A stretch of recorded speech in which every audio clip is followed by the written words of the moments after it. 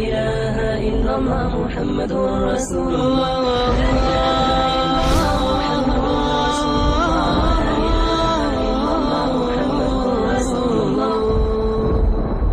ایک بہت گناہگار شخص تھا، اس کا انتقال ہو گیا۔ انتقال کے بعد اس کے دوستوں نے اسے خواب میں دیکھا اور کہا کہ تمہارے ساتھ کیا معاملہ ہوا؟ کہنے لگا اللہ تعالیٰ نے میری مغفرت فرما دی۔ لوگ بڑے حیران ہوئے، تو بڑا گناہگار، میری مغفرت کیسے ہو گئی؟ کہتا گناہگار تو تھا، ایک بار میری زوجہ نے کھانا بنایا اور کھانے میں نمک بہت زیادہ ڈال دیا،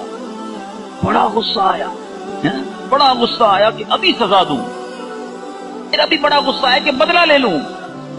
مگر دل ہی دل میں سوچا کہ آج میری بیوی نے ایک غلطی کی ہے،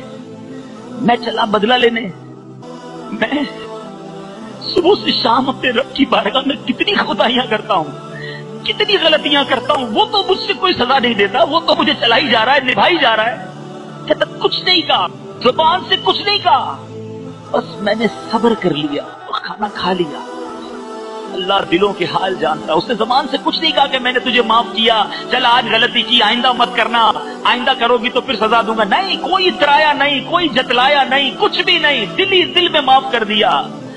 مرنے کے بعد اسے بتایا گیا کہ اس روز تم نے اپنی بیوی کو، میری بندی کو کھانے میں غلطی کرنے پہ جو معاف کیا تھا، تو نے بندہ ہو کر میری بندی کو معاف کر دیا، میں تو سب سے بڑا معاف کرنے والا ہوں، جا میں نے تیرے سارے گناہ معاف کر دیے۔ والدين ما يهزم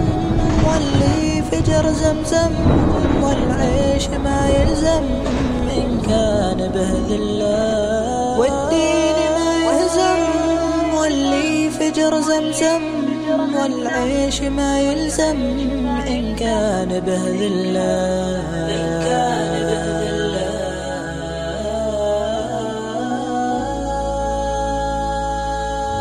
إن كان بهذلة